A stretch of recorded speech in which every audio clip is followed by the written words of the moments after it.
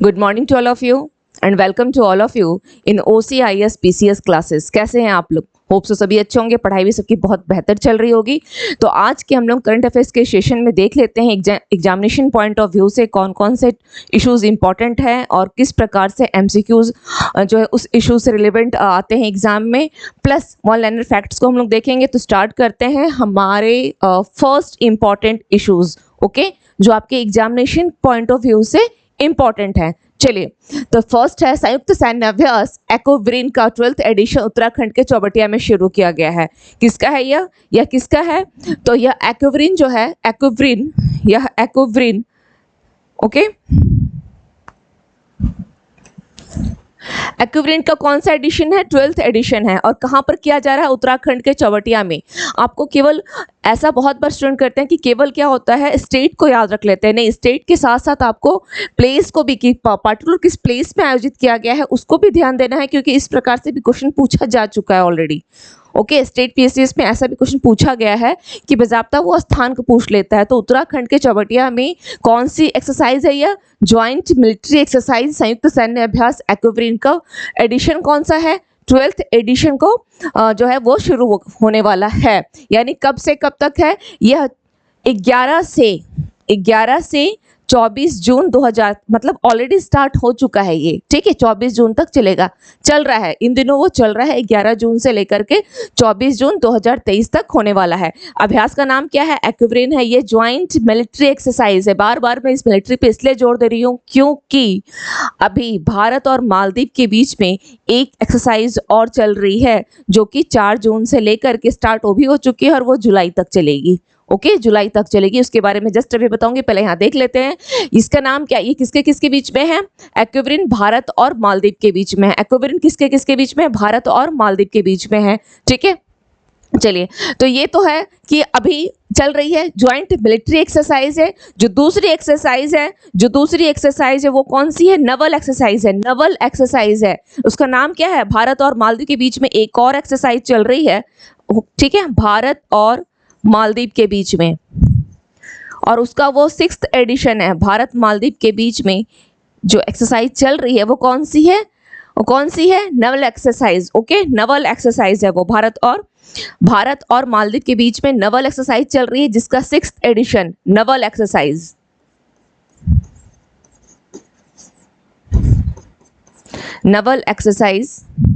या केवल आप ऐसा कर सकते हैं कि भारत मालदीव के बीच में आप एक था एक्सरसाइज भी चल रही है। और ये कब से कब तक है?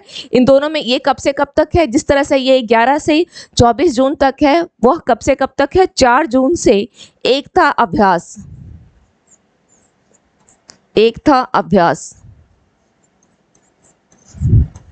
ठीक है, एकता अभ्यास भारत मालदीव के बीच में। डेट क्या है इसकी डेट क्या है?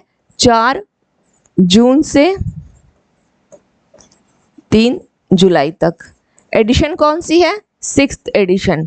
यह 6th एडिशन है, 6th edition. Okay, Bharat Maldives एकता अभ्यास, भारत मालदीव एक्विब्रीन, ये ज्वाइंट मिलिट्री एक्सरसाइज है और ये आपका नवल एक्सरसाइज है। ओके, नवल एक्सरसाइज है, ध्यान रखिएगा इन दोनों को, एकता और एक्विब्रीन।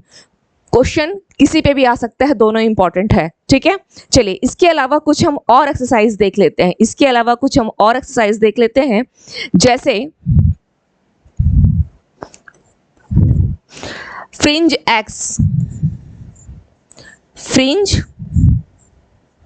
एक्स, ये किसके किसके बीच में है? फ्रिंज एक्स किसके किसके बीच में है? फ्रिंज एक्स, यह है फ्रिंज एक्स, यानी नाम से ही समझ में आएगा कि फ्रांस और इंडिया के बीच में है। ये किसके किसके बीच में है? फ्रांस और इंडिया के बीच में।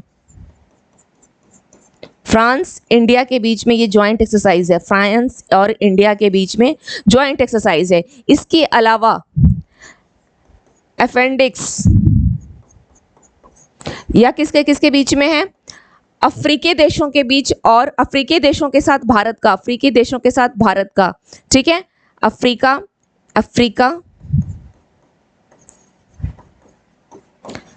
प्लस इंडिया, ओके, अफ्रीका और इंडिया के बीच में। ये 3 एक्सरसाइज यहाँ हो गए। इसके अलावा और भी कुछ एक्सरसाइज को हम लोग देख लेते हैं। इसके अलावा और भी कुछ एक्सरसाइज हैं, जैसे वीर गार्जियन, वीर गार्जियन, एक है आपका धर्म गार्जियन, धर्म गार्जियन, और यह दोनों ही किसके किसके बीच में है? ये दोनों एक्सरसाइज जो हैं आपके, यह जापान और इंडिया। वीर गार्जियन आपका जनवरी महीने में हुआ था, वीर गार्जियन जनवरी में हुआ है, धर्म गार्जियन फरवरी का हुआ है, और ये दोनों किसके बीच में है? दोनों ही इंडिया और जापान के बीच में है, ये ध्यान रखिएगा। एक एक्सरसाइज आप यहाँ पर और देख सकते हैं, वो है Ajay warrior, Ajay warrior, Ajay warrior किसके किसके बीच में है? यह India, India UK, India UK, Ajay warrior India UK, okay, India और यूके के बीच में। तो ये करीब करीब आपकी, मैंने क्लास में आज आपको कितने एक्सरसाइज बताए हैं? एक तो आपको दे रखा है एक्विब्रिन है, दूसरा एक था एक्सरसाइज भारत मालदीव है, फ्रिंजेक्स, अपेंडिक्स, वीर गार्जियन, धर्म गार्जियन, अजय वॉरियर, ठीक है। तो ये करीब करीब 7-8 एक्सरसाइज मैंने आपको बताए हैं, बिल्कुल इसको ध्यान में रखिएगा, क्योंकि 2023 में जो होने वाले हैं, जो हो चुके हैं अभ्यास, मैंने वही बताया है, ठीक है। तो अभ्यास से रिलेवेंट क्वेश्चंस कहीं भी अगर आता है तो पीछे से एक बार उसको क्या करें आप लोग, रिकॉल कर लें। उससे क्या होगा, सारे एक्सरसाइज आपको एक साथ याद रह जाएंगे, बार बार उसको जाकर के एक जगह रटना नहीं पड़ेगा, ऑटोमेटिक याद हो जाएगा। वीर गार्जियन, धर्म guardian, Ajay warrior, India UK, एक था एक्विब्रिन, फ्रिंजेक्स, अपेंडिक्स, तो ये सारे थोड़ा ध्यान रख करके चलेगा, ठीक है। ये हो गया। अब यहाँ पर एक एडिशन और देख लीजिए कि ये कौन सा हुआ था जो चौबटिया में हुआ है। ये 12th एडिशन है, 12th एडिशन है, तो इसके पहले जो एडिशन हुई है, यानी इसकी 11th एडिशन को भी ध्यान में रखिएगा, ठीक है। इसकी 11th एडिशन, 11th संस्करण या एडिशन, अब जो भी बोले संस्करण ही कर देती हूँ, इसका 11th संस्करण, इसका 11th संस्करण या एडिशन, यह कहाँ हुआ था? यह हुआ था 2021 में, ठीक है, 2021 में। तो जब दूसरा जो 12वां हो रहा है, वो कहाँ हो रहा है? इंडिया में हो रहा है, इंडिया के उत्तराखंड के चौबटिया में हो रहा है। तो इससे इनके बीच क्या होता है, अगर एक साल यहाँ एक्सरसाइज होती है तो दूसरे साल जो दूसरी कंट्री उसमें, इस तरह से बारी बारी से आयोजित किया जाता है। तो उस समय कहाँ हुआ था? यह मालदीव में हुआ था, मालदीव में, ठीक है। 2021 में मालदीव में हुआ है और 2023 में यह इंडिया में हो रहा है। क्लियर? क्लियर? चलिए, ठीक है। तो ये हो गए आपके, अगर आप लोग को स्क्रीनशॉट लेना है तो बिल्कुल ले सकते हैं, कुछ एक्सरसाइज हैं। चलिए नेक्स्ट इश्यूज पे आते हैं, नेक्स्ट इश्यूज पे आते हैं।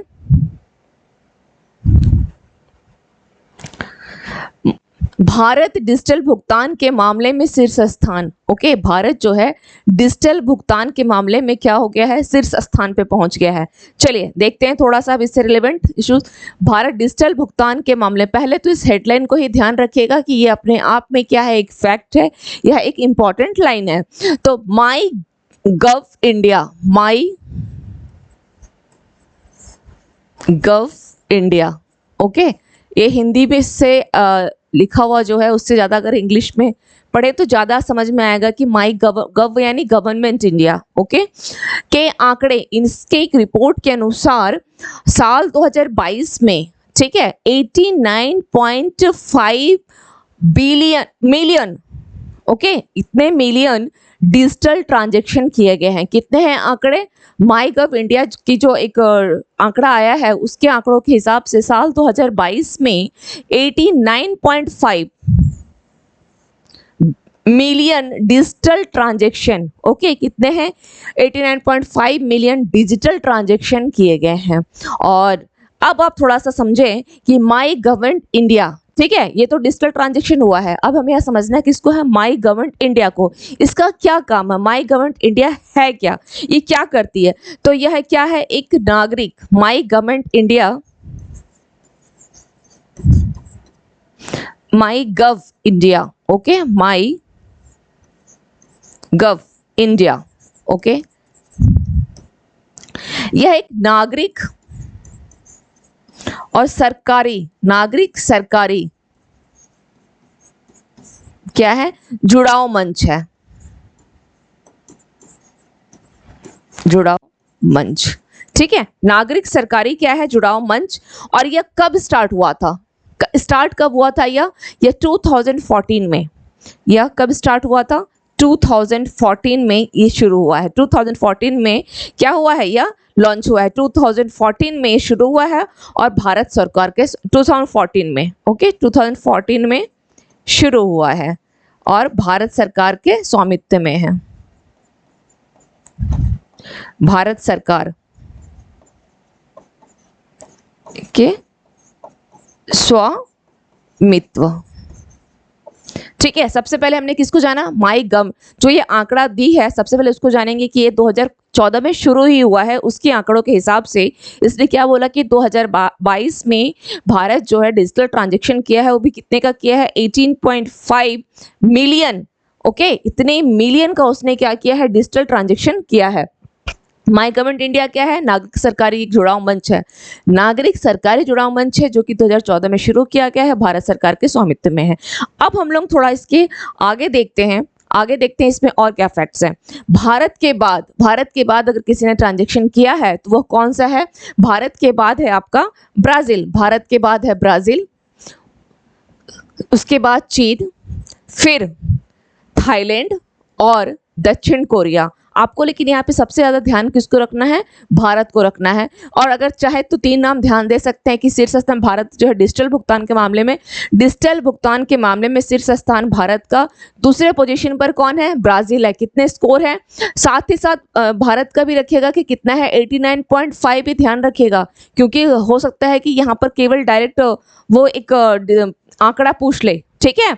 और ब्राजील का अगर पूछेगा तो कितना है, 29.2। एंड थर्ड पे कौन है, चीन है, तो चीन का 17.6 है, 17.6 इतने मिलियन के साथ ये थर्ड पोजीशन पे है। और उसके बाद फिर आपका कौन सा हो जाएगा, उसके बाद आपका थाईलैंड और फिर दक्षिण कोरिया आ जाएगा। तो ये इतना फिर आगे अगर स्किप करेंगे तो कर सकते हैं आप लोग। चलिए, भारत में पहला ऑनलाइन पेमेंट जो है, भारत में पहला जो ऑनलाइन पेमेंट स्टार्ट किया गया था, जो प्लेटफॉर्म थी वो थी बिल डेस्क। ये थी बिल डेस्क, ठीक है। ये पहला ऑनलाइन प्लेटफॉर्म था। ये कब स्टार्ट हुआ था, इसने 2000 में अपना ऑपरेशन शुरू किया था। 2000 में, किस ईयर में, 2000 में अपना ऑपरेशन शुरू किया। और लगभग अगर आप देखेंगे, सोचिए 2000 में ऑपरेशन शुरू हुआ है और अभी क्या है, 2023 है, यानी करीब 23 वर्षों में, है ना, इन 23 वर्षों में भारत जो है डिजिटल ट्रांजैक्शन में शीर्ष स्थान पर पहुंच गया है ना। तो ये एक बहुत बड़ी, इसको हम लोग उपलब्धि ही मानेंगे कि डिजिटल ट्रांजैक्शन में शीर्ष स्थान में है। और केवल 23 वर्षों में डिजिटल भुगतान के मामले में भारत क्या है, दुनिया में शीर्ष स्थान पर है। It's a very important news, दुनिया में शीर्ष स्थान पर है। और यह संभव कब से हुआ, 2014 में। 2014 में क्या हुआ था, 2014 में इसमें खास बढ़ोतरी हुई, है ना, क्योंकि केंद्र सरकार ने क्या किया था, डिजिटल इंडिया पर कुछ काम किए थे। केंद्र सरकार ने क्या किया, डिजिटल इंडिया पर इन्होंने कुछ काम करना शुरू किया। और कुछ काम को हम, कुछ बोलना तो छोटा एक शब्द हो जाएगा, बहुत अनेकों काम किए। जैसे इनका पहला काम अगर बोला जाए, कुछ कामों की अगर बात की जाए तो इनकी पहली काम क्या थी, इन्होंने क्या किया था, 1 जुलाई, ओके, फर्स्ट जुलाई 2015 क्या किया था, डिजिटल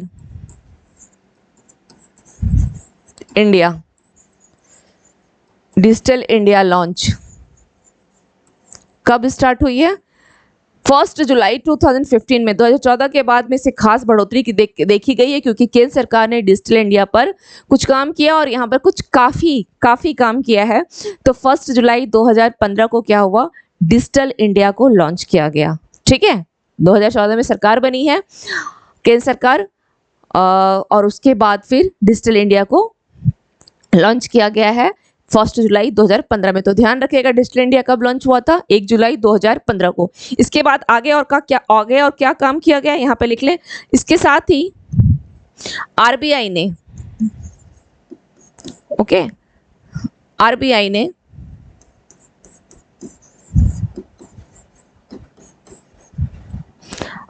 ने क्या किया, 2022 में, ओके, 2022 में ई रुपया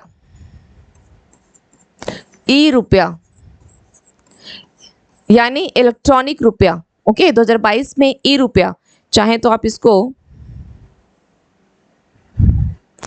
2022 में ई रुपया,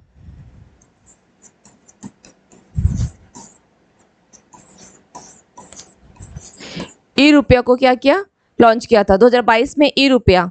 ठीक है, ई रुपया का क्या किया, एक पायलट प्रोजेक्ट शुरू किया था। ई रुपया का एक पायलट प्रोजेक्ट शुरू किया कब, 2022 में। 2022 में ई रुपया का एक पायलट प्रोजेक्ट, एक पायलट प्रोजेक्ट इसको स्टार्ट किया गया। ठीक है, एक पायलट प्रोजेक्ट को स्टार्ट किया गया था, आरबीआई ने किया था। ठीक है, तो ये हो गई कुछ जो 2014 में सरकार बनने के बाद जो कुछ कार्य किए गए भारत, जिसके कारण आज किस पे है, तो डिजिटल भुगतान के मामले में शीर्ष स्थान पर है। तो उसमें से आप एक दो पॉइंट यहाँ पे ध्यान दे सकते हैं कि क्या क्या किया गया था। डिजिटल इंडिया लॉन्च किया गया और आरबीआई ने 2022 में ई रुपया का एक पायलट प्रोजेक्ट को लॉन्च किया था। ठीक है, चलिए अब हम लोग आते हैं नेक्स्ट इशूज पे। कर्नाटक के इशाद आम को भूवैज्ञानिक संकेत क्या मिला है, जीआई टैग मिला है। यानी कर्नाटक के किसको, बस केवल यहाँ ध्यान रखिएगा, कर्नाटक के इशाद आम को। ठीक है, इशाद आम को, कर्नाटक के इशाद आम को। यहाँ पे जो इशाद आम है, इशाद आम है, ये भी दो प्रकार का होता है। ठीक है, ये भी दो प्रकार का होता है। एक होता है कारी इशाद आम, कारी इशाद,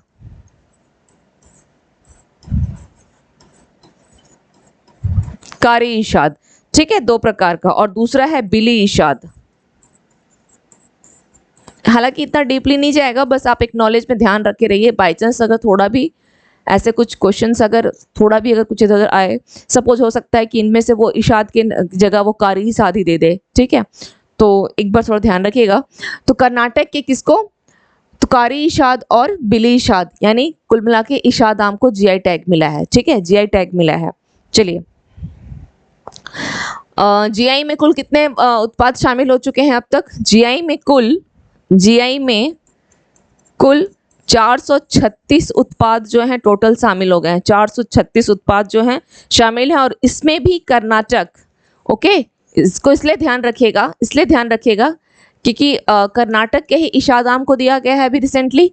और दूसरी चीज, जीआई टैग में टोटल कितने, 436 वस्तुओं में सबसे अधिक जो उत्पाद हैं, उत्पाद के मामले में कौन सा राज्य है जो सबसे अधिक उस राज्य से जीआई टैग दिए गए हैं उस उत्पाद को, उसमें सबसे शीर्ष पे कौन सा राज्य है, तो कर्नाटक राज्य है। कर्नाटक राज्य से करीब 42 यानी 42 ऐसे उत्पाद हैं जिनको कि जीआई टैग मिला है। सबसे अधिक उत्पाद जो मिला है तो वो राज्य कौन सा है, कर्नाटक राज्य है। ठीक है, कर्नाटक जो है इस शीर्ष में, कर्नाटक शीर्ष, जीआई टैग प्राप्त करने वाला कर्नाटक शीर्ष राज्य है। ठीक है, कर्नाटक शीर्ष में है यानी टॉप पे है, ये ध्यान रखिएगा। चलिए, अब इसके साथ थोड़ा सा और इम्पोर्टेंट हो जाता है कि हम लोग यूपी और बिहार को, क्योंकि बिहार अब जो बीपीएससी देंगे उनके लिए भी थोड़ा सा हम लोग देख लेते हैं कि कौन सा इंपॉर्टेंट है। यहाँ पर यूपी का भी देख ले और बिहार का भी देख लेंगे, क्योंकि एग्जाम में यहाँ से पूछने की चांसेस, अगर स्टेट जैसे स्टेट पीसीएस क्या करेगा, वो अपने राज्य के बारे में ही अधिकांश, मतलब 95% है कि अपने राज्य के ही उत्पाद को उठाएगा, जीआई टैग पूछेगा। ओके, हाँ, अगर यही सवाल आपका स्टेट पीसीएस में ना होकर यूपीएससी में होता तो वो अदर स्टेट को भी लेगा, क्योंकि अदर स्टेट को पूछेगा, लेकिन अगर किसी पीसीएस का एग्जाम होता है तो पार्टिकुलर वो अपने स्टेट को ही फोकस करते हैं। तो हम लोग थोड़ा देख लेते हैं यूपी का देखते हैं कौन सा है।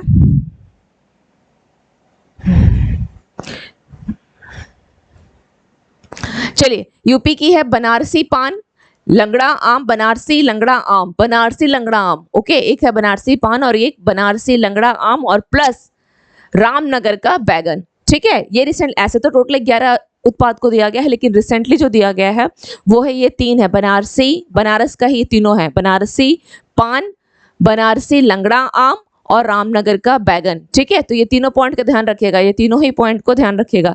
इसलिए मैंने केवल ये 3 इंपॉर्टेंट पॉइंट ही बताए हैं। क्वेश्चन अगर बन सकते हैं तो इस पे, टोटल तो 11 है, लेकिन 11 को नहीं याद करके जो स्पेशली बनारस का है जिसको दिया गया है वो है ये 3। ठीक है, चलिए अब थोड़ा सा बिहार को देख लेते हैं। बिहार के जो टोटल कितने वस्तुओं को, पहले तो 5 थे, बिहार के पहले 5 वस्तुओं को दिया गया था। अभी रिसेंटली किसको दिया गया है, मिर्चा चावल को जीआई टैग दिया गया है, जो कि पश्चिमी चंपारण का है ना, पश्चिमी चंपारण का है। चलिए, तो बिहार के जो 6 वस्तु हैं कौन कौन से हैं, कतरनी चावल, कतरनी चावल आप यहाँ इमेज देख रहे हैं, भागलपुरी जर्दालू आम, नाम से ही समझ में आ रहा है कि ये भागलपुर का ही है। कतरनी चावल भी भागलपुर का है। शाही लीची, शाही लीची ओके, ये कहाँ की है? शाही लीची कहाँ की है? चलिए यहाँ पे शाही लीची, यहाँ पे थोड़ा सा लिख लीजिए, मुजफ्फरपुर।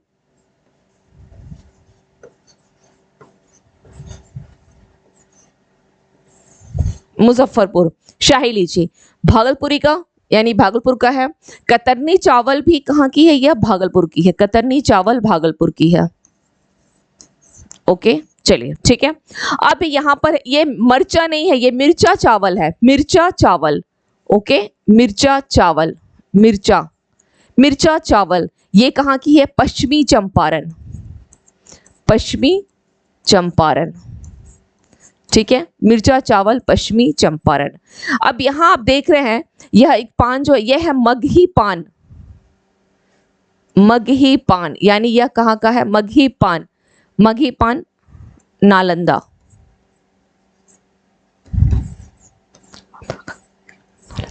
मगही पान। और मिथिला मखाना, मिथिला मखाना यानी मिथिलांचल जो एरिया है, यानी मिथिला मखाना कहाँ हो जाएगा?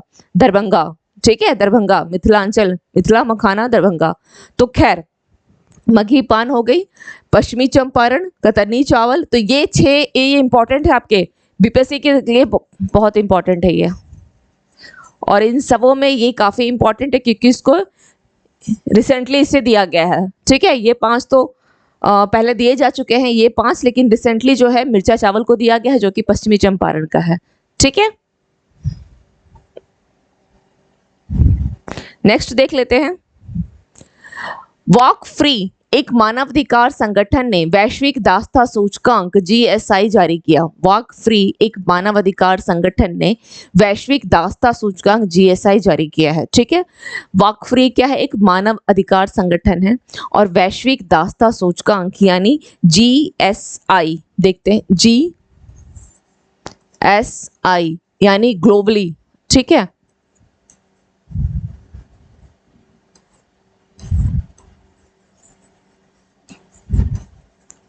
ग्लोबल स्लैवरी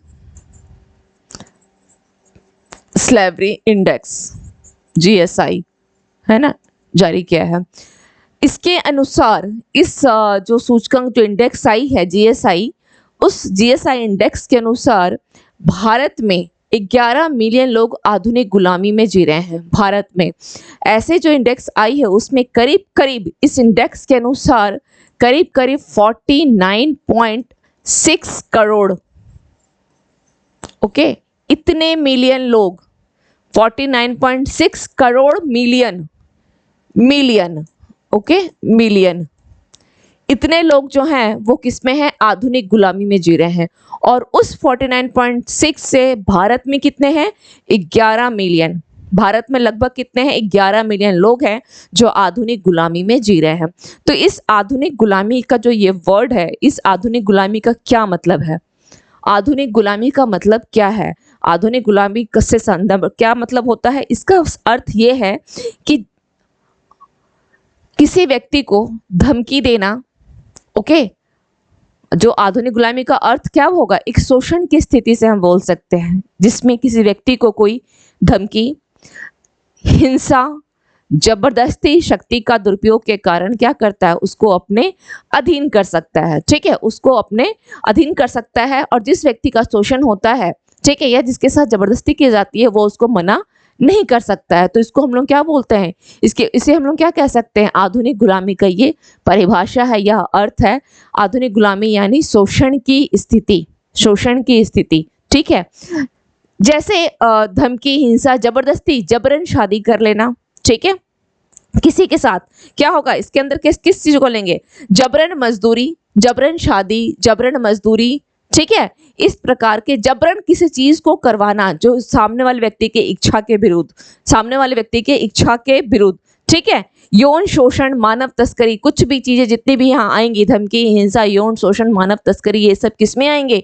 जैसे थोड़ा सा आप एग्जाम्पल यहाँ पे लिख सकते हैं, जबरन, या हालांकि इंपॉर्टेंट नहीं है फिर भी चलिए, यहाँ कुछ ऐसा लिखा हुआ है, जबरन श्रम हो गया, जबरन शादी हो गई, हिंसा हो गया, यौन शोषण हो गया, मानव तस्करी हो गया, ये सब किस में आएंगे? आधुनिक गुलामी में आएंगे। आधुनिक गुलामी की परिभाषा है, ठीक है, आधुनिक गुलामी की यह परिभाषा है या इसका अर्थ है जबरन शादी, जबरन श्रम,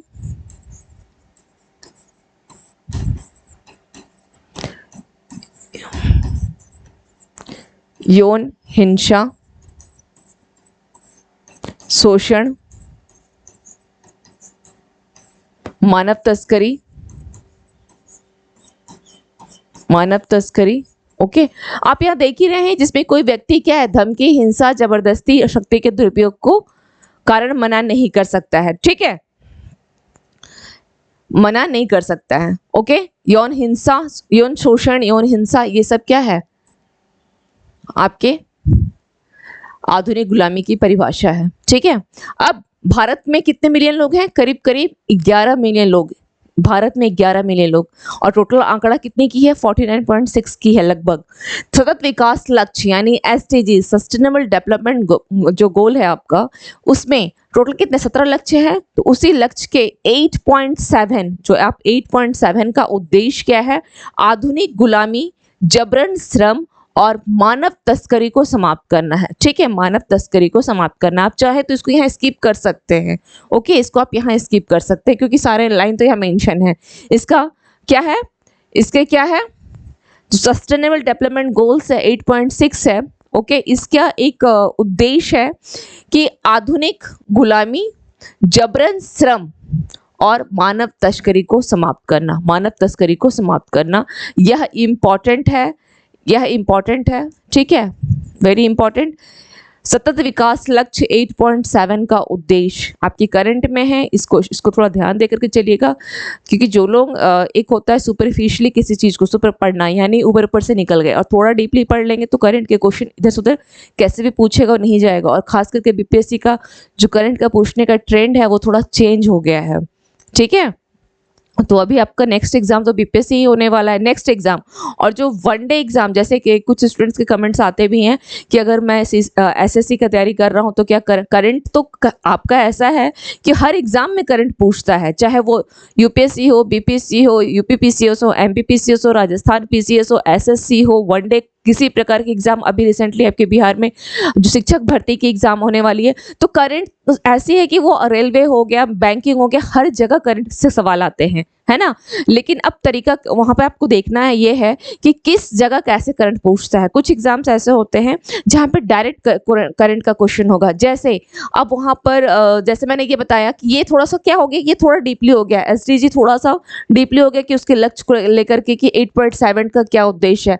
लेकिन अगर ऐसे पूछेगा तो भारत में कितने मिलियन लोग हैं जो दास्ता से क्या जीवन से जी रहे हैं या दास्ता से ग्रसित, तो कितना है? भारत में करीब 11 मिलियन लोग हैं। या फिर एक नॉर्मल सा क्वेश्चन आ जाएगा कि किसे GI टैग दिया गया, तो एक डायरेक्ट क्वेश्चन होता है ना, और एक होता है थोड़ा सा उसके अंदर डीपली पढ़ना। तो इसको ये करना है कि हमें करना क्या है कि करंट की जितनी भी चीजें हैं सब पढ़ जाएं। एग्जाम में कहाँ से क्वेश्चन पूछ लेगा करंट का, क्योंकि करंट एक समुद्र के जैसा है, ये नहीं पता होता है ना। करंट क्या है? समुद्र है। जहां भी देखिए करंट के बहुत सारे फैक्ट्स हैं, बहुत सारे बुक्स हैं, कितनी सारी मैगजीन हर महीने आती है ना। तो इसलिए करंट्स में ये पूछना ही नहीं है कि हमारे एग्जाम के लिए इम्पोर्टेंट है कि नहीं। और मेरी कोशिश ये है कि आपके एग्जाम में क्वेश्चन सपोज कहीं से भी अगर घुमा के पूछता है किसी भी इशू से रिलेवेंट, तो आपके उसमें इतनी नॉलेज होनी चाहिए कि आपका क्वेश्चन स्किप ना हो, क्योंकि मेन मोटो क्या है तैयारी का? एग्जाम क्वालिफाई करना, ठीक है। चलिए, जहां मुझे लगता है कि नहीं इसे स्किप कर देना है, मैं खुद बोल देती हूँ कि इसे मत की। जैसे मैंने अभी बताया कि इसको मैंने समझने के लिए आपको बता दिया था कि आधुनिक गुलामी में जो भारत में 11 मिलियन लोग हैं, वो आधुनिक गुलामी का क्या अर्थ होता है। तो आधुनिक गुलामी का अर्थ ही होता है धमकी, हिंसा, किसी के साथ जबरदस्ती, है ना। तो SDG ने क्या किया? एक टारगेट किया, सस्टेनेबल डेवलपमेंट गोल जो है 8.7, इसका इसने एक उद्देश्य किया कि हमें इन सब चीज़ों को क्या करना है? समाप्त करना। और किसको? आधुनिक गुलामी को। और उसकी परिभाषा में क्या है? मानव तस्करी है, जबरन श्रम है ना, इनको समाप्त करना है, ठीक है। थोड़ा सा एक बार समझ जाएंगे तो अपने आप पढ़ने में इंटरेस्ट भी आएगा। ओके, चलिए नेक्स्ट इश्यूज देखते हैं क्या है। भारत सरकार और एशियाई विकास बैंक यानी ADB, ओके।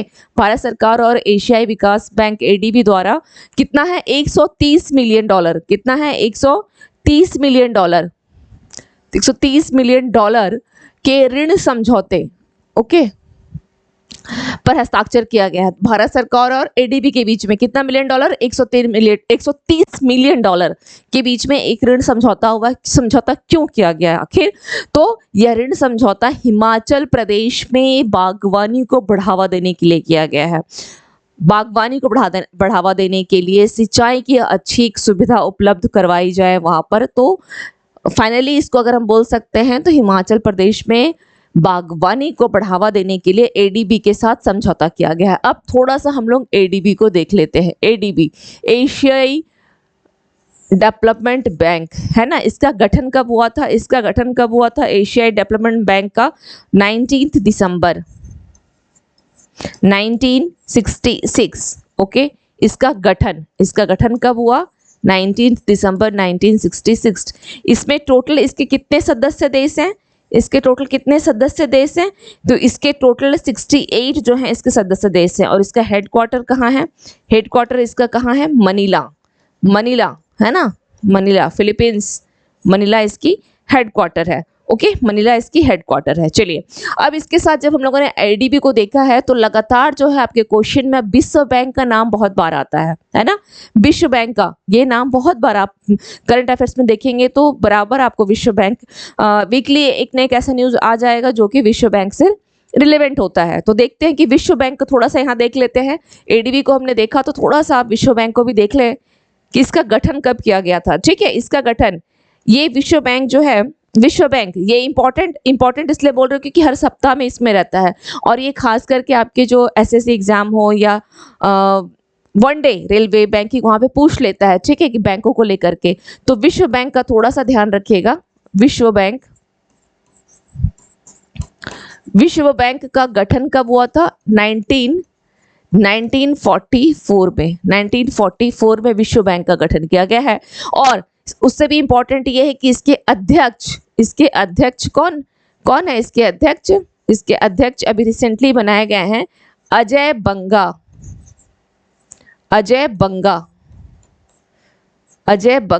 ये भारतीय मूल के हैं। अजय बंगा को इनका क्या बनाया गया, अध्यक्ष बनाया गया है। 2 जून से इनका कार्यकाल जो है स्टार्ट भी हो चुका है, 2 जून से इनका कार्य स्टार्ट हुआ है, 2 जून से। ठीक है, 2 जून से इनका कार्य स्टार्ट हुआ है। अजय बंगा, 2 जून लिखना इंपॉर्टेंट नहीं है, इंपॉर्टेंट ये है कि विश्व बैंक के अध्यक्ष कौन है वर्तमान में, अजय बंगा। ठीक है, गठन 1944 में। एडीबी का कोई इंपॉर्टेंट नहीं है कि इसके अध्यक्ष को याद रखा जाए, इसलिए मैंने यहाँ पे नहीं लिखा है। ठीक है, इट्स नॉट। अगर आप लोगों को लगता है कि एडीबी का अध्यक्ष भी जानना है तो मुझे कमेंट करके बताइएगा, अदरवाइज यह इंपॉर्टेंट नहीं है, so just skip it okay. चलिए, अगर लगे तो मुझसे पूछ लीजिएगा, बता दूंगी। ठीक है, मस्तूसु अस्कावा जो है नाम है इसका यहाँ, लेकिन इंपॉर्टेंट नहीं है, सो लीव इट, कोई जरूरत नहीं है। विश्व बैंक का इंपॉर्टेंट था इसलिए मैंने लिख दिया। चलिए नेक्स्ट देख लेते हैं। फसाई ओके, क्या है ये, फसाई, FSSI, फसाई, FSSAI, फसाई ने क्या किया है, गुवाहाटी रेलवे स्टेशन को इट राइट स्टेशन प्रमाण प्रदान किया है। क्या किया है, गुवाहाटी रेलवे स्टेशन को इट राइट प्रमाण, जस्ट मिनट एक्सक्यूज मी, ये बैटरी शायद डाउन हो रही है, जस्ट मिनट।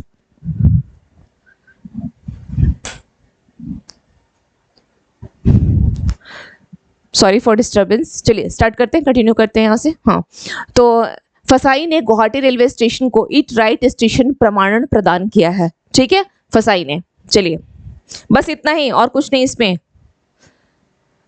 अमित शाह ने 8,000 करोड़ रुपए की आपदा प्रबंधन योजनाओं की घोषणा की है। आप लोगों को क्या करना है, केवल इतना ही ध्यान दीजिएगा, 8,000 करोड़ रुपए किस पे खर्च किया जाएगा। 8,000 करोड़ रुपए का जो बजट है किस पे खर्च किया जाएगा, आपदा प्रबंधन की योजना पे। ठीक है, आपदा डिसास्टर मैनेजमेंट की जो योजना है उस पे क्या किया, कितना खर्च अमाउंट करेगा, 8,000 करोड़। तो ये तो वन लाइन की एक फैक्ट हो गई आपके पास कि आपदा प्रबंधन योजना में कितना घोषणा की गई है, 8,000 करोड़ रुपए की। अब हम लोग वो 3 पॉइंट देख लेते हैं। प्रमुख आपदा प्रबंधन योजना की जो घोषणा है उसके अंतर्गत 3 पॉइंट के तहत ये देखिए कौन कौन सा है। 5,000 करोड़ रुपए की लागत से 5,000 करोड़ रुपए की लागत से राज्यों में अग्निशमन सेवाओं का विस्तार और आधुनिकीकरण। ओके, 5,000 करोड़ तो वहां चले जाएंगे कि बाकी के बचे कितने अब इनके पास 3,000 करोड़ रुपए और रहे। उसका खर्च क्या है देख लेते हैं। शहरों में बाढ़ के जोखिम को कम करने के लिए कम करने के लिए सात सबसे अधिक आबादी वाले महानगर जैसे मुंबई, चेन्नई, कोलकाता, बेंगलुरु, हैदराबाद, अहमदाबाद और पुणे के लिए कितना अमाउंट है 2,500 करोड़। ठीक है, 2,500 करोड़ जो है परियोजना रखी गई है। अब बाकी के बचे जो हैं भूस्खलन शमन के लिए 17 राज्यों और केंद्र शासित प्रदेशों में 825 करोड़ की राष्ट्रीय भूस्खलन जोखिम जो परियोजना है उसके लिए रखी गई है। ठीक है, तो ये तीनों पॉइंट में याद रखिएगा कि 7 जो सबसे अधिक आबादी वाले हैं 7 महानगर, ठीक है, ये 7 महानगर के लिए 2,500 करोड़ है और 17 राज्यों और केंद्र शासित प्रदेशों में 825 करोड़ और 5,000 करोड़ अग्निशमन। ठीक है, तो इस तरीके से इसको ध्यान रखिएगा। एक बार और इसको पढ़ लीजिएगा। ठीक है, एक बार और ध्यान दीजिएगा कि 8,000 करोड़ की जो आपदा प्रबंधन, इसको आप लोग इस लाइन को आप लोग मेंस में भी यूज कर सकते हैं, क्योंकि मेंस में जब एसए वाले जो क्वेश्चन होते हैं ना उसमें आप वहां पे इसको मेंशन कर सकते हैं। ठीक है, जो एसए का जो फैक्ट जहां पे एसए लिखते हो वहां पे ये आपका काम आ सकता है। ठीक है, क्योंकि एसए में अधिकांश एसए जो होते हैं वो डिजास्टर मैनेजमेंट कुछ इस तरह से ही उसके ऊपर बेस्ड एक न एक टॉपिक जरूर होता है। ठीक है, चलिए नेक्स्ट देख लेते हैं। भुवनेश्वर में पहला जनजातीय खेल महोत्सव संपन्न। भुवनेश्वर में, तो सबसे पहले कहाँ पे पहला जनजातीय खेल महोत्सव कहाँ आयोजित किया गया था? भुवनेश्वर में। ओके, पहला जनजातीय खेल महोत्सव भुवनेश्वर में आयोजित किया गया। वेरी इंपॉर्टेंट, क्योंकि ये वर्ड में पहला लगा हुआ है। उड़ीसा पुरुष और महिला दोनों वर्गों में समग्र चैंपियन यानी ओवरऑल के रूप में उभरा। ठीक है, उड़ीसा जो है दोनों वर्गों में, मेल और फीमेल दोनों में चैंपियन बना है। ठीक है, दोनों में चैंपियन है। चलिए थोड़ा सा और देख लेते हैं। Karnataka first runner up and Jharkhand जो है वो सेकंड रनर अप रहा है, तो ध्यान रखिएगा। और टीम उड़ीसा ने क्या किया, रग्बी और हॉकी में पुरुषों और महिलाओं की श्रेणी में स्वर्ण पदक, ठीक है, स्वर्ण पदक जीता है। ओके, चलिए नेक्स्ट देख लेते हैं। थोड़ा सा बॉक्स में देख ले, खेल कौन से है? वॉलीबॉल है। विजेता पुरुष वर्ग और महिला वर्ग में कर्नाटक वॉलीबॉल में कर्नाटक ही है। उसके बाद अगर फुटबॉल की बात की जाए तो विजेता उड़ीसा, मेल में, फीमेल में छत्तीसगढ़। आपके पास एक बॉक्स पर बने हुए हैं। खो खो में उड़ीसा ही है, मेल फीमेल दोनों में। कबड्डी में भी उड़ीसा है और उसके बाद कर्नाटक फीमेल में है। ठीक है, तो ये बॉक्स को ध्यान रख लीजिएगा। नेक्स्ट है अंडर 17 एशियाई कुश्ती चैंपियनशिप में भारत ने 1 स्वर्ण, 3 रजत और 3 कांस्य पदक जीते। तो सबसे पहले ये ध्यान रखना है कि अंडर 17 एशियाई कुश्ती चैंपियनशिप, ओके, अंडर 17। चलिए, भारत ने टोटल कितने पदक जीते हैं किसमें? अंडर 17 एशियाई कुश्ती चैंपियनशिप में भारत ने 1 स्वर्ण, 3 रजत और 3 कांस्य पदक जीता है। तो देख लेते हैं कि जो स्वर्ण जीता है वो किसने जीता है। तो अंकुश ने फ्री स्टाइल 55 केजी भार वर्ग में ईरान के, ठीक है, ईरान के किसको? अमी रजा अली तैमोराज को हराकर भारत के लिए एकमात्र गोल्ड इसने जीता, एकमात्र गोल्ड जीता है। चलिए, तो ये तो गोल्ड की बात हो गई। गोल्ड किसने जीता है? अंकुश ने जीता है 55 केजी 55 केजी में हराया किसको? ईरान के अमीर को। ईरान के अमीर को, बस इतना ध्यान रखिएगा, ईरान के अमीर को हरा दिया। जीता कौन? अंकुश जीता। क्या जीता? गोल्ड। अब हम लोग थोड़ा सा 3 रजत को भी देख लेते हैं। 3 जो रजत जीते हैं, 3 रजत, ओके, 3 रजत जो जीते हैं, बस वो नाम ध्यान रखिएगा और कुछ नहीं। ठीक है, 3 रजत वाले का नाम को थोड़ा सा ध्यान रखिएगा। धनराज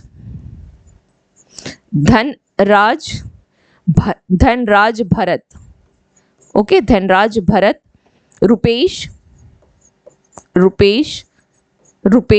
और रोहित। ठीक है, रुपेश और रोहित, ये तीनों कौन है? ये तीनों रजत पदक वाले हैं। ठीक है, तीनों कौन है, रजत पदक। अब इसके साथ ही थोड़ा सा कांस्य, बस थोड़ा नाम ध्यान रखिएगा और कुछ ज्यादा इसमें नहीं। 3 कांस्य को भी ध्यान रखिए, 3 रजत हो गए, 3 कांस्य, 3 कांस्य। ओके, 3 कांस्य वाले को ध्यान रखिए। क्या नाम है 3 कांस्य के? तुषार, विनय, विनय एंड जसपूरन सिंह।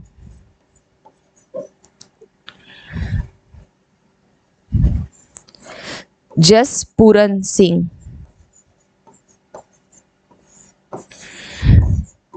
जसपूरन सिंह, ठीक है, लोकेट हो रहा है जसपूरन सिंह। तुषार, विनय एंड जसपूरन सिंह।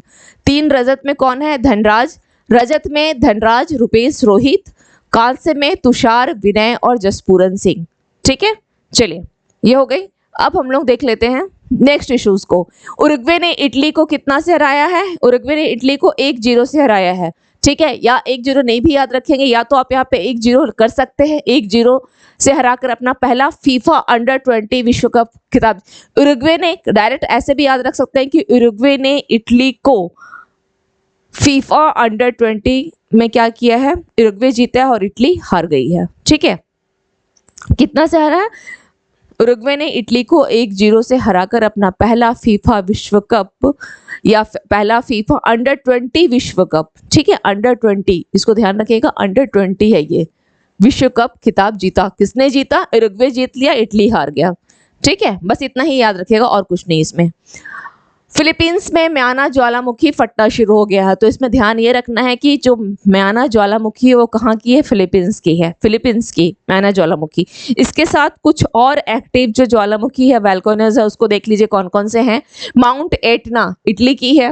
मोना, मैंने कहा था मोना लोआ, वोवा लोआ, जो भी अगर इस तरह से नाम आए, ठीक है, तो वो कहाँ पर होगा? अमेरिका में होगा। कहाँ पे? हवाई द्वीप में। Mount Merapi Indonesia, Mount Vesuvius Italy, Mount Erebus Antarctica, Taal ज्वालामुखी फिलीपींस एंड स्ट्रोम्बोली इटली। तो कुछ ये इंपॉर्टेंट ज्वालामुखी हैं और देश हैं, तो ये बस थोड़ा ध्यान रखिएगा। ठीक है, ज्योग्राफी में आ सकता है ये। चलिए नेक्स्ट देख लेते हैं। तेलंगाना सरकार और वंदे भारत ट्रस्ट ने विनय अडागरी और सुरेश नगला को 2023 का युवा उद्यमी पुरस्कार दिया है। ठीक है, किसने दिया है? तेलंगाना की सरकार ने और वंदे भारत ट्रस्ट ने। किसको? विनय और सुरेश, विनय और सुरेश को 2023 का युवा उद्यमी पुरस्कार, ठीक है, 2023 का युवा उद्यमी पुरस्कार दिया है। बस ये नाम याद रखिएगा, विनय और सुरेश, इन दोनों को युवा उद्यमी पुरस्कार दिया गया है। चलिए नेक्स्ट अब देख लेते हैं वन लाइनर फैक्ट्स कौन कौन से हैं। किरण काजी कौन सी कंपनी के सबसे कम उम्र के सॉफ्टवेयर इंजीनियर बने हैं? तो ये स्पेस एक्स के बने हैं। ठीक है, स्पेस एक्स के। किस देश ने कोरिया को हराकर हॉकी जूनियर एशिया कप जीता है? भारत ने जीता है। किस आईआईटी ने सौर ऊर्जा का उपयोग करके समुद्री जल से हाइड्रोजन उत्पन्न किया है? तो आईआईटी मद्रास ने किया है, आईआईटी मद्रास ने किया है। विश्व टेस्ट चैंपियनशिप 2023 जीता है किसने? ऑस्ट्रेलिया ने। 3 दिवसीय G20 विकास मंत्रियों की बैठक कहां पर शुरू हुई? वाराणसी, उत्तर प्रदेश में। एप्सन इंडिया ने किसे अपना ब्रांड एम्बेसडर बनाया है? रश्मिका मदान, रश्मिका मदान। ओके, नेक्स्ट देख लेते हैं। UIDAI यानी आधार के नए CEO किसे चुना गया है? अमित अग्रवाल। ओके, अमित अग्रवाल। आप लोग कमेंट सेक्शन में बताएंगे नितिन अग्रवाल को क्या बनाया गया है, नितिन अग्रवाल को क्या बनाया गया है, कमेंट सेक्शन में बताइएगा। फीफा अंडर-20 विश्व कप का खिताब किसने जीता? फीफा अंडर-20 मैंने अभी आप लोग को बताया कि उरुग्वे ने जीता है और किसको हराया है? फीफा अंडर-20 उरुग्वे ने जीता और किसको हराया है? इटली को हराया है, इटली को हराया है, इटली को हराया। ओके, इटली को हराया है। स्थापित पवन ऊर्जा क्षमता के मामले में शीर्ष पर गुजरात, स्थापित पवन ऊर्जा क्षमता के मामले में शीर्ष पर गुजरात है, और शीर्ष पर तो गुजरात है। अगर सेकंड में बात की जाए, सेकंड में कौन है? सेकंड में कौन है? तमिलनाडु, तमिलनाडु सेकंड में है। और ओवरऑल अगर ऊर्जा की बात की जाए, ओवरऑल रिन्यूएबल एनर्जी की बात की जाए, ओवरऑल रिन्यूएबल एनर्जी, ठीक है, तो राजस्थान टॉप पर है, राजस्थान। राजस्थान, और उसके बाद है गुजरात। गुजरात राजस्थान में कितना है, 22,000 समथिंग कुछ है, 22,000 गीगावाट। ठीक है, गुजरात में कितना है, 20,000 है।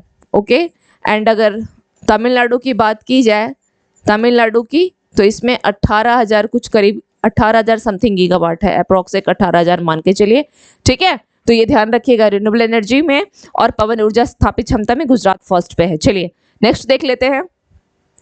पद्म पुरस्कारों के लिए 10,000 रुपये मासिक पेंशन, मासिक पेंशन है ये, मासिक पेंशन। ओके, 10,000 रुपये मासिक पेंशन देने की घोषणा जो की है, किसने किया है, हरियाणा सरकार ने किया है। हरियाणा सरकार ने, मनोहर लाल खट्टर जी के द्वारा।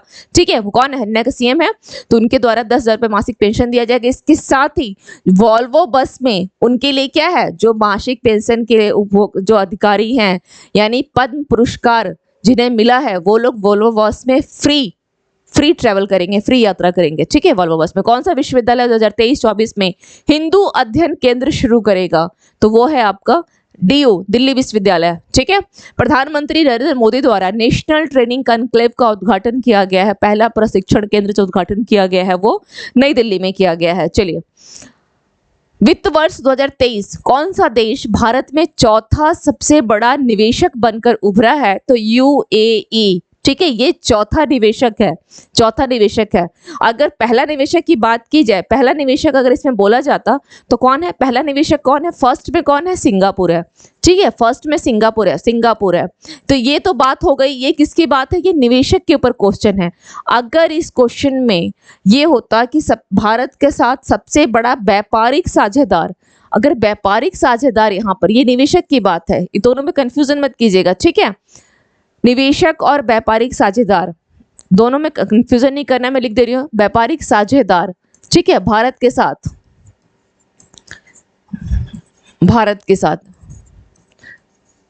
तो सबसे पहले कौन आता, सबसे पहले कौन है, सबसे पहले अमेरिका है। ठीक है, अमेरिका सबसे पहले है, व्यापारिक साझेदार में अमेरिका है, और दूसरे पे आपका चीन है। ठीक है, और थर्ड में क्या, कौन सा है, चीन के बाद आपका यूएई है व्यापारिक साझेदार में, और फोर्थ में है आपका सऊदी अरब। मैंने इसलिए इसको यहाँ लिखा है क्योंकि आपके इन दिनों न्यूज़ में, करंट में सऊदी अरब के बारे में ऑलरेडी मैं क्लास में बता चुकी हूँ कि सऊदी अरब जो है चौथा व्यापारिक साझेदार है। ये आपके करंट में था, तो इसको भी पढ़ना है ना, तो इसलिए मैंने एक जगह कर दिया कि व्यापारिक साझेदार अगर पूछा जाए तो भारत, चीन, यूएई, सऊदी अरब, और अगर सबसे बड़ा निवेशक जो पूछा है, सबसे बड़ा निवेशक बनकर उभरा, चौथा सबसे बड़ा, चौथा तो यूएई, पहला कौन सा है, सिंगापुर है। और आपको एक चीज बता दूं कि चौथा तो यूएई और पांचवा वहां पर अमेरिका है। ठीक है, यहाँ पर ये तो चौथा है, और अगर बात की जाए तो फिफ्थ कौन सा है पता है, फिफ्थ निवेशक कौन सा है, फिफ्थ निवेशक अमेरिका है, जो कि व्यापारिक साझेदार में टॉप पर है। फिफ्थ निवेशक अमेरिका है। ओके, तो इसको पढ़िएगा। अगर यहाँ पे थोड़ा भी कुछ डाउट लगे तो जरूर मुझसे कमेंट सेक्शन में मैसेज करके पूछ सकते हैं या कॉल कर सकते हैं। मंगल ढिल्लों का निधन हो गया। ये कौन थे, अभिनेता थे। सीएम लर्न एंड अर्न योजना शुरू की गई है एमपी गवर्नमेंट के द्वारा। ठीक है, चलिए, एडीबी और भारत ने कौन से राज्य में बागवानी को बढ़ावा देने के लिए $130 मिलियन का जो ऋण समझौता पर हस्ताक्षर किया है, हिमाचल प्रदेश के साथ। किस देश के पूर्व प्रधानमंत्री सिल्वियो बर्लुस्कोनी का 86 वर्ष की उम्र में निधन हो गया है, तो कहाँ के थे ये, इटली के थे। किस देश ने रियायती रूसी कच्चे तेल का आयात शुरू किया है, पाकिस्तान ने। ओके, पाकिस्तान ने। चलिए, IATA के नए अध्यक्ष कौन बने हैं, पीटर एल्बर्ट्स बने हैं। ठीक है, इंडियन एयरपोर्ट जो ट्रैक्शन स्टेशन के अध्यक्ष कौन है, पीटर एल्बर्ट्स बने हैं। ओके, चलिए, अब हम लोग आते हैं एमसीक्यूज पे। उरुग्वे ने 11 जून को फीफा अंडर-20 विश्व कप 2023 में किस टीम को हराकर अपना पहला खिताब जीता है, तो आंसर क्या हो जाएगा, इटली को हराया है। ठीक है, अभी मैंने क्लास में डिस्कस किया। चलिए नेक्स्ट क्वेश्चन देखते हैं। वैश्विक दास्ता सूचकांक GSI ग्लोबल स्लेवरी इंडेक्स के अनुसार कौन सा स्टेटमेंट सही है। 49.6 करोड़ लोग आधुनिक दास्ता में जी रहे हैं, बिल्कुल सही है। जबरन मजदूरी, जबरन विवाह, कर्ज बंधन, यौन शोषण, मानव तस्करी सब क्या है, आदि आधुनिक गुलामी के अंग है। दोनों स्टेटमेंट आपके सही हैं, दोनों सी यानी 1 और 2 दोनों स्टेटमेंट सही हैं। नेक्स्ट क्वेश्चन देखते हैं। 2022 में 89.5 मिलियन डिजिटल लेन देन के साथ, ठीक है, डिजिटल भुगतान में भारत का कौन सा स्थान है? तो भारत जो है शीर्ष स्थान पे है, यानी पहले स्थान पर है ना, भारत पहले स्थान पर है। चलिए नेक्स्ट क्वेश्चन देखते हैं क्या है। इशाद आम को जीआई टैग दिया गया है और वो किस राज्य का है? तो वह कर्नाटक का है, कर्नाटक का है, कर्नाटक का। चलिए नेक्स्ट क्वेश्चन देखते हैं।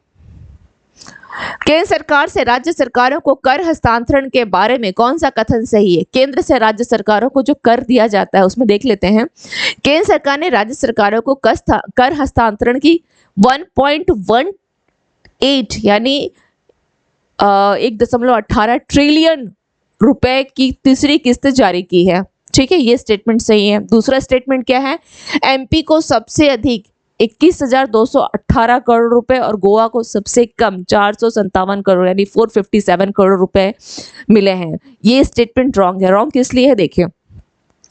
सबसे पहले एक चीज यहाँ पे ध्यान रखिएगा कि केंद्र सरकार जो है राज्य सरकार को कितने परसेंट? 41%। ठीक है, कितना तय है? राज्य सरकार को कितना देगी? 41% देगी।